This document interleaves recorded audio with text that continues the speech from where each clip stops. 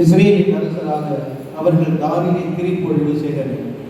Samuel 2 வாசகம் அதிகாரம் 5 இறைவசனங்கள் 1 முதல் 3 வரை.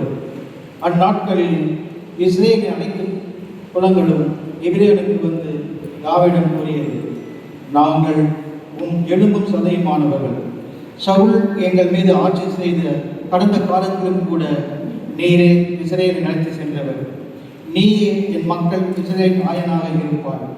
நீயே இஸ்ரேலுக்கு தலைமை தாங்குவாய் என்று உமக்கே ஆண்டவர் கூறினார். இஸ்ரேலின் பெரியோர்கள் எல்லோரும் அரசரை காண எபிரோனுக்கு வந்தனர். அரசர் தாவீது எபிரோனில் ஆண்டவர் திருமுன் அவர்களோடு உடன்படிக்கை செய்து கொண்டார். இஸ்ரேலின் அரசராக அவர்கள் தாவீதை திருப்பொழிவு செய்தனர். ஆண்டவரின் அருள்வாக்கு.